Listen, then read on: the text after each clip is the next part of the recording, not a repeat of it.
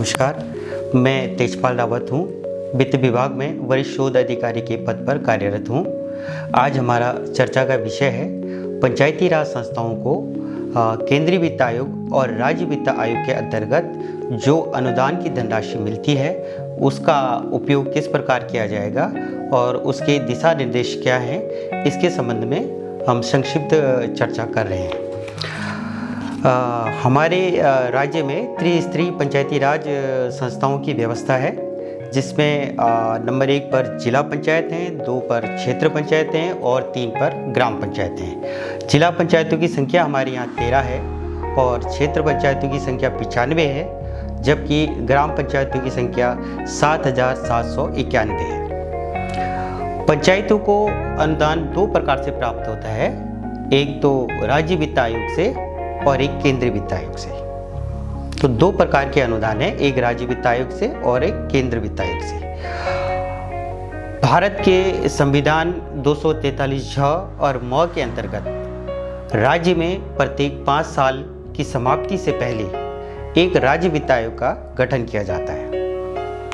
ये राज्य वित्त आयोग पंचायती राज संस्थाओं की वित्तीय स्थिति का पुनर्विलोकन करता है, उनके जनप्रतिनिधियों के मंतव्य को जानता है, उनके लिए प्रश्नावली तैयार करता है और उस प्रश्नावली पर सभी जिला पंचायतें, क्षेत्र पंचायतें और ग्राम पंचायतें अपने अपने से संबंधित पंचायतों की सूचना उपलब्ध कराते हैं और उसके आधार पर राज्य वित्त आयोग अपनी संस्तुति 5 साल के लिए देता है और उस 5 साल की संस्तुति को शासन द्वारा क्रियान्वित किया जाता है। पंचायती राज संस्थाओं को वर्तमान में हमारे यहाँ पर जो है चतुर्थ राज्य वित्त आयोग की संस्तुतियाँ लागू हैं, जो कि 31 मार्च 2020 को समाप्त हो रही है। तो चतुर्थ राज्य वित्त आयोग की संस्तुतियों पर सरकार ने जो निर्णय लिया है उसके अनुसार जिला पंचायतों को 35%, क्षेत्र पंचायतों को 15% और ग्राम पंचायतों को 20% धनराशि अवमुक्त की जाती है। ये धनराशि जो अवमुक्त की जाती है, इसके उपयोग के संबंध में राज्य सरकार द्वारा गाइडलाइन जारी की हैं। उस गाइडलाइन के अनुसार नंबर 1 जैसे हमारे पास जिला पंचायतें हैं, तो जिला पंचायतें धनराशि कैसे उपयोग करेंगी, इसके संबंध में निर्देश जारी किए गए हैं। राज्य वित्त आयोग के अंतर्गत जो धनराशि जिला पंचायतों को अवमुक्त की जाती है, उस धनराशि से जिला पंचायतें सबसे पहले अपने कार्मिकों के वेतन और भत्ते आदि का भुगतान करती है और उसके बाद जो धनराशि होती है उसे जिला पंचायत के जो निर्वाचित जनप्रतिनिधि हैं, जैसे जिला पंचायत अध्यक्ष, उपाध्यक्ष और जिला पंचायत के सदस्य हैं, उनको मानदेय का भुगतान किया जाता है। उसके बाद जो धनराशि बचती है, उस धनराशि में से 50% की धनराशि जलापूर्ति पर व्यय की जाती है और उसके बाद जो धनराशि बचेगी उससे ये 5 कार्य कराए जा सकते हैं। एक तो सबसे पहले है सीवरेज संबंधी सीवरेज तथा ठोस अपशिष्ट प्रबंधन और सेप्टेज प्रबंधन सहित जल निकासी और स्वच्छता। और जिला पंचायतों में यदि सामुदायिक भवन है तो उनके रखरखाव पर उस धनराशि को खर्च कर सकते हैं। जिला पंचायतों में स्ट्रीट लाइट की व्यवस्था के लिए भी इस धनराशि को खर्च कर सकते हैं। इसके अलावा जिला पंचायतों में जो आंगनबाड़ी भवन है या नए आंगनबाड़ी भवन बनाए जाने हैं या कोई सामुदायिक भवन बनाए जाने हैं या विकास कार्य किए जाने हैं, उस पर भी ये धनराशि खर्च कर सकते हैं। इस धनराशि जो राज्य वित्त आयोग के अंतर्गत जिला पंचायतों को अवमुक्त की जाती है, इस धनराशि के संबंध में जिला पंचायतों द्वारा उपयोगिता प्रमाण पत्र भी उपलब्ध कराया जाना होता है। जिला पंचायतों के मामले में संबंधित जिला पंचायत अध्यक्ष द्वारा उपयोगिता प्रमाण पत्र हस्ताक्षर कर निदेशक पंचायती राज को उपलब्ध कराया जाता है और निदेशक पंचायती राज द्वारा इन उपयोगिता प्रमाण पत्रों का परीक्षण अपने स्तर पर किया जाता है और उसके उपरांत इसको शासन स्तर पर अपने प्रशासनिक विभाग पंचायती राज विभाग को प्रेषित किया जाता है। शासन स्तर पर भी इन उपयोगिता प्रमाण पत्रों का परीक्षण किया जाता है और उपयोगिता प्रमाण पत्र के साथ साथ जिला पंचायतों में जो कार्य किए गए हैं उनकी वित्तीय एवं भौतिक प्रगति भी उपलब्ध कराई जानी आवश्यक है। उसके बाद सचिव या प्रमुख सचिव जैसी भी स्थिति होगी, पंचायती राज द्वारा इन सारे जिला पंचायतों के उपयोगिता प्रमाण पत्रों का संकलन किया जाएगा और संकलन करने के बाद इन उपयोगिता प्रमाण पत्रों को महालेखाकार उत्तराखंड और वित्त विभाग को उपलब्ध कराया जाता है। इसके बाद क्षेत्र पंचायत की बात आती है। क्षेत्र पंचायत में उनके अपने कर्मचारी नहीं होते हैं, तो जो राज्य वित्ताय की धनराशि उनको प्राप्त होती है, उस धनराशि से वो क्षेत्र पंचायत के जो निर्वाचित जनप्रतिनिधि हैं, जैसे क्षेत्र प्रमुख होंगे, उप प्रमुख होंगे या सदस्य होंगे, उनके मानदेय का भुगतान किया जाता है। और उसके बाद जो धनराशि बचेगी उस धनराशि में से 50% की धनराशि जलापूर्ति पर खर्च कर सकते हैं और उसके बाद जो धनराशि बचेगी उससे 5 कार्य कराए जा सकते हैं। सीवरेज तथा ठोस अपशिष्ट प्रबंधन संबंधी कार्य कराए जा सकते हैं और सेप्टेज प्रबंधन सहित जल निकासी और स्वच्छता संबंधी कार्य कराए जा सकते हैं। और क्षेत्र पंचायत स्तर पर जो सामुदायिक भवन या कोई उनके अपने किसी भी प्रकार के भवन होंगे उनका अनुरक्षण किया जा सकता है। और क्षेत्र पंचायत में जो स्ट्रीट लाइट है, जो उनके अपने सामुदायिक भवन है या कोई आंगनबाड़ी भवन उनको बनाना है या कोई भी विकास कार्य करना है, तो इस धनराशि को उसमें ये खर्च कर सकते हैं। इस धनराशि के संबंध में क्षेत्र पंचायतों को भी जिला पंचायत की भांति उपयोगिता प्रमाण पत्र उपलब्ध कराए जाने होते हैं। क्षेत्र पंचायतों द्वारा जो उनके क्षेत्र प्रमुख है उनके द्वारा उपयोगिता प्रमाण पत्र अपने हस्ताक्षर से और क्षेत्र पंचायत में किए गए कार्यों का क्षेत्र पंचायतवार और ग्राम पंचायतवार विवरण निदेशक पंचायती राज को उपलब्ध कराया जाएगा। निदेशक पंचायती राज स्तर पर इसका परीक्षण किया जाएगा और उसके बाद उनके द्वारा शासन स्तर पर पंचायती राज विभाग को ये सूचना उपलब्ध कराई जाएगी और शासन स्तर पर सचिव, प्रमुख सचिव पंचायती राज द्वारा इन सूचनाओं का परीक्षण किया जाएगा और परीक्षण करने के बाद इन सूचनाओं को महालेखाकार और उत्तराखंड वित्त विभाग उत्तराखंड को प्रेषित किया जाएगा। तीसरी पंचायत हमारी ग्राम पंचायत है। ग्राम पंचायतों में भी अपने कोई कर्मचारी नहीं होते हैं, तो जो राज्य वित्ताय की धनराशि ग्राम पंचायतों को प्राप्त होती है उस धनराशि से ग्राम पंचायत के प्रधान, उप प्रधान जो भी स्थिति होगी उनको नियमानुसार मानदेय का भुगतान किया जाएगा। उसके बाद जो धनराशि बचेगी उस धनराशि में से 20% की धनराशि कोरोना संबंधित महामारी के बचाव, प्रचार प्रसार, सैनिटाइजेशन और इससे संबंधित जो भी कार्य हों उन कार्यों पर इस धनराशि को खर्च कर सकते हैं। उसके अलावा जब ये 20% धनराशि कोरोना संबंधी महामारी में खर्च की जाएगी, उसके बाद जो धनराशि बचेगी इससे 6 कार्य कराए जा सकते हैं। जलापूर्ति से संबंधित कार्य किए जा सकते हैं, सीवरेज से संबंधित कार्य किए जा सकते हैं और सेप्टेज से संबंधित कार्य किए जा सकते हैं। और ग्राम पंचायत स्तर पर जो उनके अपने सामुदायिक भवन या पंचायत भवन जो भी है उनका रखरखाव किया जा सकता है। उनके स्ट्रीट लाइट की व्यवस्था की जा सकती है और उनके जो नए अगर उनको आंगनबाड़ी भवन बनाने हैं या कोई सामुदायिक भवन बनाने हैं तो उस पर ये धनराशि ये खर्च कर सकते हैं। अगर इन 6 मदों में भी अगर इनके पास धनराशि बच जाती है तो उस धनराशि को भी कोरोना संबंधित महामारी के रोकथाम और जो भी कोरोना से संबंधित कार्य हैं उन पर ये खर्च कर सकते हैं। पंचायतों को जो हमारी ये त्रिस्तरीय पंचायतें हैं इनको जो पिछले 17-18 से 20-21 में जो धनराशि प्राप्त हुई है इसके बारे में बताना चाहूँगा। जिला पंचायतों को 170.59 करोड़ वर्ष 2017-18 में मिला है और इसी प्रकार से 170 करोड़ 2.59 2018-19 और 19-20 में धनराशि इनको प्राप्त हुई है। 20-21 में हम अगस्त तक जिला पंचायतों को 71.08 करोड़ की धनराशि अवमुक्त कर चुके हैं। इसी प्रकार क्षेत्र पंचायतों को वर्ष 2017-18 में 73.11 करोड़ और 18-19 में 84 करोड़ और 19-20 में 86 करोड़ और 20-21 में 35.71 करोड़ की धनराशि अवमुक्त कर चुके हैं।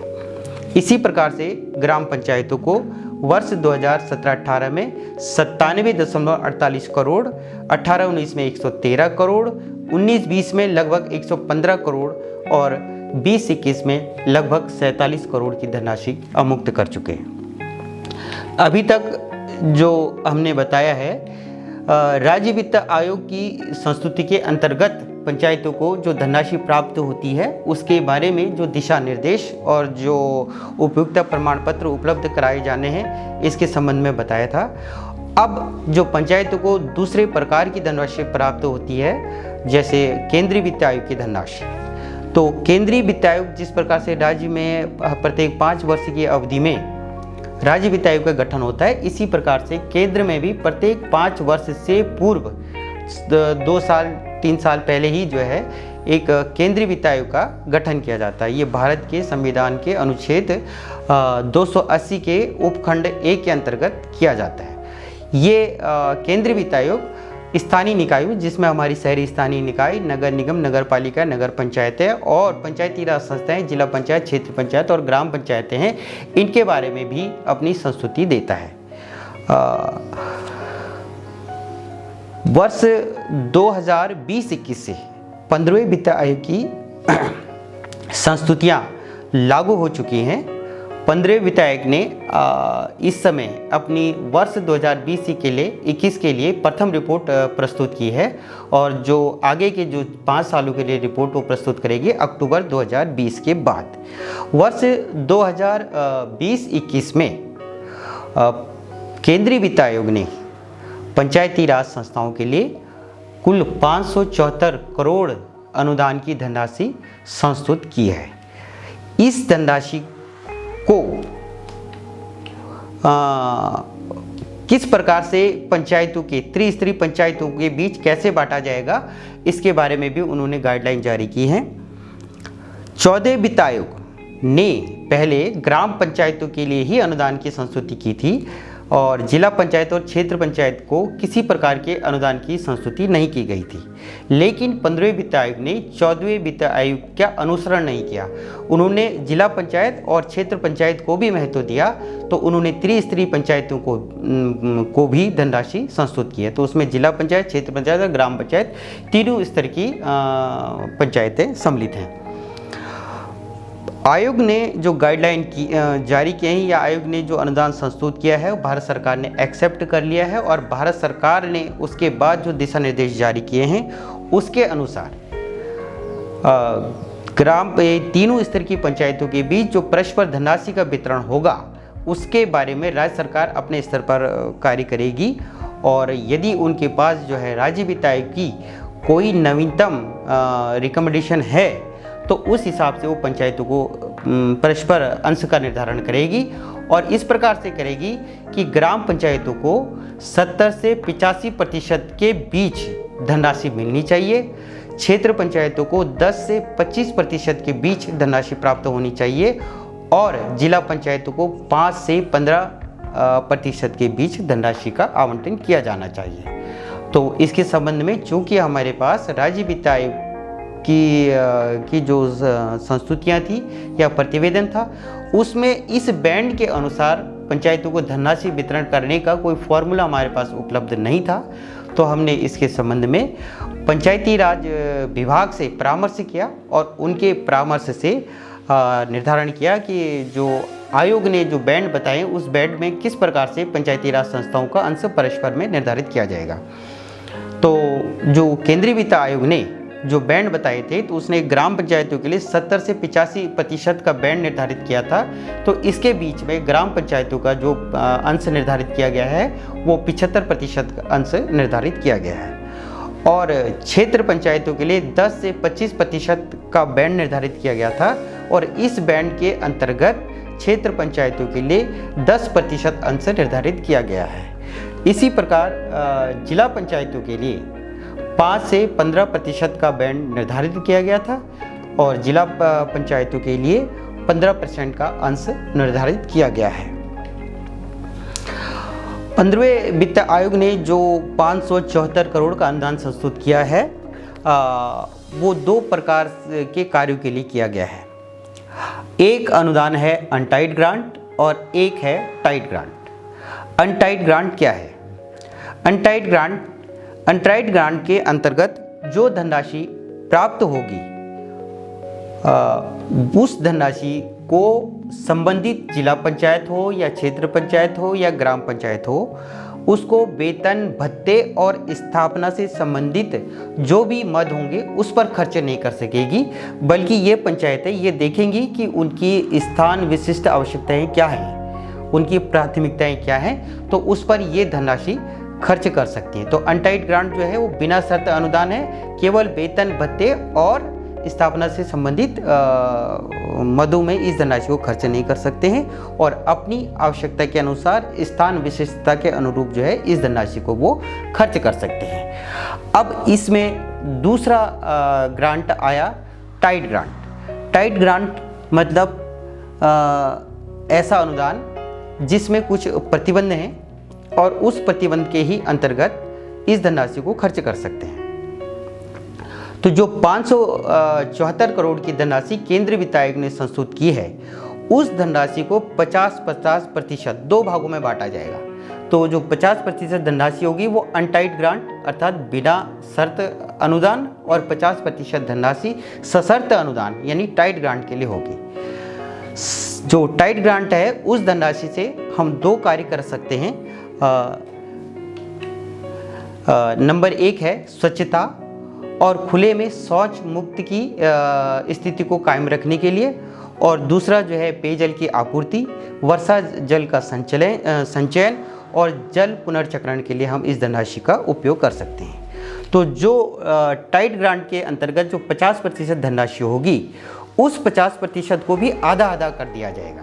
तो ये जो 2 कार्य हैं इन दोनों कार्यों के लिए वो आधा आधा कर दिया जाएगा। 50% धनराशि स्वच्छता और खुले में शौच मुक्त स्थिति को कायम रखने के लिए किया जाएगा, और जबकि जो 50% धनराशि है उसकी पेयजल की आपूर्ति, वर्षा जल संचयन और जल पुनर्चक्रण के लिए किया जाएगा। और यदि किसी भी जिला पंचायत और क्षेत्र पंचायत या ग्राम पंचायत में इन 2 कार्यों में से किसी एक श्रेणी का कार्य किसी पंचायत ने पूरा कर लिया हो या उसके पास धनराशि बच रही हो, तो उस पैसे को वो एक श्रेणी से दूसरे श्रेणी में खर्च कर सकता है। 15वें वित्त आयोग के अंतर्गत अभी तक हमें 2020-21 में टाइड और अनटाइड ग्रांट की एक किस्त प्राप्त हो चुकी है, और ये 143.50 करोड़ टाइड और 143.50 करोड़ अनटाइड ग्रांट की धनराशि हमें प्राप्त हो चुकी है। इस धनराशि को जो हमने तीनों स्तर की पंचायतों का परस्पर अंश निर्धारण किया था उसके हिसाब से तीनों पंचायतों को यह धनराशि जो है आवंटित की गई है। ग्राम पंचायतों को 143.50 करोड़ का 75% धनराशि, 107.62 करोड़ की धनराशि टाइड ग्रांट के लिए और 107.62 करोड़ की धनराशि अनटाइड ग्रांट के लिए अवमुक्त की गई है। इसी प्रकार से जो क्षेत्र पंचायतों का जो अंश था वो 10% था और 143.50 करोड़ का 10% धनराशि क्षेत्र पंचायतों को 14.35 करोड़ टाइड ग्रांट के लिए और 14.35 करोड़ अनटाइड ग्रांट के लिए अवमुक्त किया गया है। जिला पंचायतों का जो अंश था वो 15% था और 15% के हिसाब से जिला पंचायतों को 21.52 करोड़ की धनराशि टाइड ग्रांट के लिए और 21.52 करोड़ की धनराशि अनटाइड ग्रांट के लिए अवमुक्त किया गया है। भारत सरकार से जो हमको ये धनराशि प्राप्त होती है, इस धनराशि को 10 कार्य दिवसों के भीतर पंचायती राज संस्थाओं को अवमुक्त करना बहुत ज़रूरी होता है, और यदि किसी स्तर पर इसमें कोई विलंब होता है तो इसके लिए ब्याज का भुगतान सहित जो है पंचायतों को किया जाना होता है। तो इसलिए पंचायतों को भी ये ध्यान देना है, निदेशक पंचायती राज स्तर से, जिला पंचायतों के स्तर से, कि धनराशि 10 कार्य दिवसों के भीतर संबंधित पंचायतों को प्राप्त हो जाए। जैसे ही वित्त विभाग ये धनराशि अवमुक्त करता है तो भारत सरकार द्वारा जो गाइडलाइन जारी किए गए हैं उसके अनुसार निदेशक पंचायती राज विभाग द्वारा धनराशि ट्रांसफ़र के संबंध में एक ट्रांसफ़र सर्टिफिकेट उपलब्ध कराना होता है और ये पंचायतों के मामले में इसको एनेक्जर 3 पर इनको ये सूचना उपलब्ध कराई जानी होती है और ये सूचना वित्त विभाग को प्राप्त होने पर वित्त विभाग इसको भारत सरकार को भेजता है और उसी के बाद भारत सरकार द्वारा अगली किस्त की धनराशि अवमुक्त की जाती है। तो पंचायती राज संस्थाओं को राज्य वित्त आयोग और केंद्रीय वित्त आयोग द्वारा संस्तुत अनुदान के अंतर्गत जो धनराशि प्राप्त होती है उसके उपयोग के संबंध में जो गाइडलाइन है, जो संक्षिप्त जानकारी है, ये जानकारी आपको दे दी गई है। इसके अलावा इस समय हमारे राज्य में 5वें राज्य वित्त आयोग का भी गठन किया गया है और इस आयोग को 1 साल में अपनी रिपोर्ट जो है श्री राज्यपाल को प्रस्तुत करनी है। आयोग ने सभी जिला पंचायतों को, क्षेत्र पंचायतों को और ग्राम पंचायतों को प्रश्नावलियां भेजी हैं और उस प्रश्नावलियों पर सभी पंचायती राज संस्थाओं द्वारा अपनी अपनी सूचनाएं उपलब्ध कराई जानी है और उस सूचना का जो है आयोग अपने स्तर पर अध्ययन करेगा और परीक्षण करेगा। उसके बाद आयोग जो है फील्ड विजिट पर भी जाएगा और उस फील्ड विजिट में आयोग जो है सभी जनप्रतिनिधि, चाहे वो ग्राम स्तर के हों, चाहे क्षेत्र पंचायत स्तर के हों, चाहे जिला पंचायत स्तर के हों, उनका मंतव्य प्राप्त करेगी और उस मंतव्य को प्राप्त करने के बाद फिर अपने स्तर पर अपनी रिपोर्ट तैयार करके श्री राज्यपाल को प्रस्तुत करेगी। तो आज के दिन आपको इतनी ही जानकारी दी जा रही है और बकाई जानकारी आपको अगली बार पे दे दी जाएगी। Thank you.